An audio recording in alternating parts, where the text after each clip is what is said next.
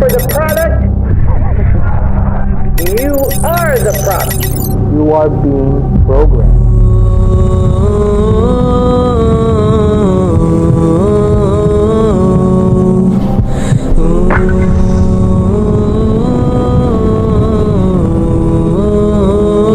নাহমাদুহু ওয়া নুসাল্লি আলা রাসূলিল কারীম, আম্মা বা'দ।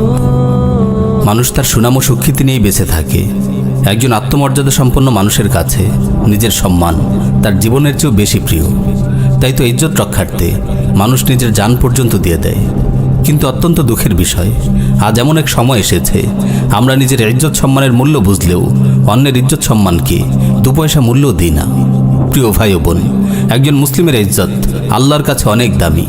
ইসলামী শরিয়া মানুষের যে 5টি বস্তুর সুরক্ষা ও নিরাপত্তা নিশ্চিত করেছে তার মধ্যে মানুষের সম্মান অন্যতম।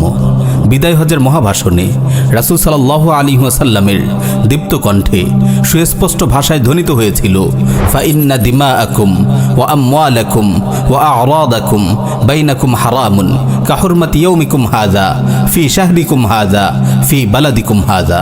তোমাদের রক্ত, তোমাদের সম্পদ এবং তোমাদের ইজ্জত পরস্পরের জন্য পবিত্র, যেমনটি এই দিন তোমাদের কাছে পবিত্র। এই মাস তোমাদের কাছে পবিত্র এবং এই শহর তোমাদের কাছে পবিত্র। সাইয়্যিদুনা আবু হুরায়রা রাদিয়াল্লাহু তাআলা আনহু বলেন, রাসূল সাল্লাল্লাহু আলাইহি ওয়াসাল্লাম ইরশাদ করেন, কুল্লুল মুসলিমি আলাল মুসলিমি হারামুন দামুহু ওয়া মালুহু ওয়া ইরদুহু।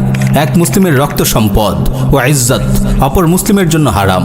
আফসোস, বড়ই আফসোস, আজ এক মুসলিমের ইজ্জত অপর মুসলিমের খেলনার বস্তুতে পরিণত হয়েছে।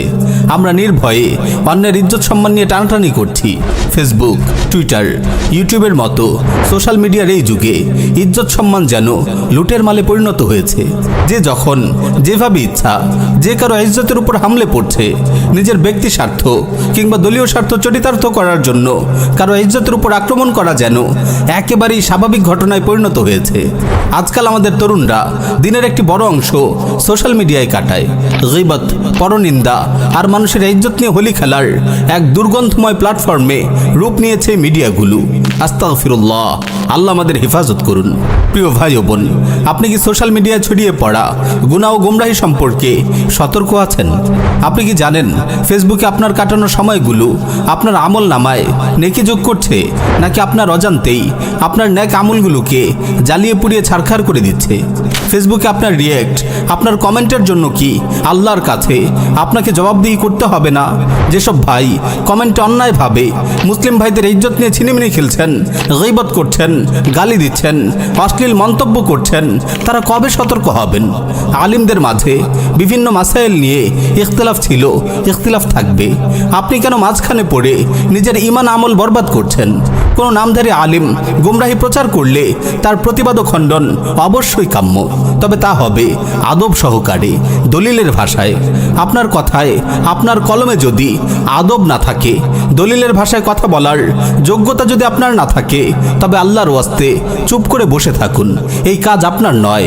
নিজের উপর রহম করুন, নিজেকে জাহান্নামের আযাব থেকে বাঁচানোর চেষ্টা করুন। প্রিয় ভাই ও বোন, সাবধান, আমরা বারবার আপনাকে সতর্ক করছি। ফেসবুক যেন আপনার ঈমান আমল বরবাদের কারণ না হয়। আপনার হাত ও জবানকে নিয়ন্ত্রণ করুন।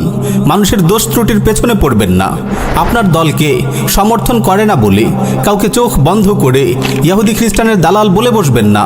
কেবল শত্রুতার বশে কাউকে বাতিল, গোমরাহ, মুনাফিক, কাফির, খারিজি ট্যাগ লাগাবেন না। আল্লাহ রাব্বুল আলামিন ইরশাদ করেন, ইয়া আইয়ুহাল্লাযীনা আমানু লা ইয়াসখার কওমুম মিন কওমিন আসা আন ইয়াকুনু খায়রাম মিনহুম ওয়া লা নিসাউম মিন নিসাইন আসা আন ইয়াকুননা খায়রাম মিনহুন্না ওয়া লা তালমিজু আনফুসাকুম ওয়া লা তানাবাজু বিল আলকাব বিসাল ইসমুল ফুসুক বা'দাল ঈমান ওয়া মান লাম ইয়াতুব ফাউলাইকা হুমুয যালিমুন। হে মুমিনগণ, কোন পুরুষ যেন অপর কোন পুরুষকে উপহাস না করে, কেননা যাকে উপহাস করা হয় সে উপহাসকারী অপেক্ষা উত্তম হতে পারে। এবং কোনো নারী অপর কোনো নারীকেও যেন উপহাস না করে, কেননা যাকে উপহাস করা হয় সে উপহাসকারী অপেক্ষা উত্তম হতে পারে। তোমরা একে অপরের প্রতি দোষারোপ করো না এবং তোমরা একে অপরকে মন্দ নামে ডেকো না। ঈমানের পর মন্দ নামে ডাকা অতি মন্দ কাজ। যারা তাওবা করে না তারাই জালিম। সুবহানাল্লাহ। কোরআন কত স্পষ্ট ভাষায় বর্তমান সোশ্যাল মিডিয়ায় ছড়িয়ে পড়া রোগ ব্যাধি সম্পর্কে আমাদের সতর্ক করেছে।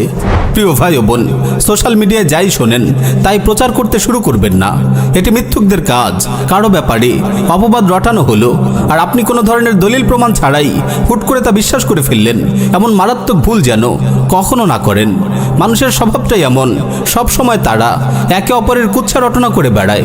যার খেয়ানত কিংবা গাদ্দারি আপনি নিজে দেখেননি, তার মান মর্যাদার পেছনে পড়বেন না। সাইয়্যিদুনা আবু হুরায়রা রাদিয়াল্লাহু তাআলা আনহু বলেন, রাসূল সাল্লাল্লাহু আলাইহি ওয়াসাল্লাম ইরশাদ করেন, কাফা বিল মারই কাযিবান আন ইউহাদ্দিসা বিকুল্লি মা সামিআ। কেউ মিথ্যুক হওয়ার জন্য এতটুকুই যথেষ্ট যে সে যা শুনে তাই বলে বেড়ায়। প্রিয় ভাই ও বোন, কখনো ভাববেন না সোশ্যাল মিডিয়ায় আপনার লাইক, কমেন্ট, আপনার ট্রোল, আপনার অপবাদ, আপনার অশালীন মন্তব্যের জন্য আপনাকে পাকড়াও করা হবে না। ওয়াল্লাহি ফেসবুকে ব্যয়িত প্রতিটি সেকেন্ডের হিসাব আপনাকে দিতে হবে। রাসূল সাল্লাল্লাহু আলাইহি ওয়াসাল্লামের আরও একটি হাদিস স্মরণ করিয়ে দিয়ে শেষ করছি আজকের আলোচনা। প্রিয় নবী সাল্লাল্লাহু আলাইহি ওয়াসাল্লাম ইরশাদ করেন, মান ক্বালা ফি মুমিনিন মা লাইসা ফিহি আসকানাহুল্লাহু রাদগাতাল খাবাল হাত্তা ইয়াখরুজা মিম্মা ক্বাল। যে ব্যক্তি কোনো মুমিনের এমন দোষের কথা বলে যা তার মধ্যে নেই, আল্লাহ তাআলা তাকে জাহান্নামীদের দগ্ধ দেহ নিঃসৃত বর্জ্যে বসবাস করাবেন যতক্ষণ না আযাব ভোগ করে সে তার এই মিথ্যা অপবাদের পাপ থেকে পবিত্র হয়ে যায়। আল্লাহ রাব্বুল আলামিন আমাদেরকে সোশ্যাল মিডিয়ার এই আখিরাত বিধ্বংসী ফিতনা থেকে হেফাজত করুন।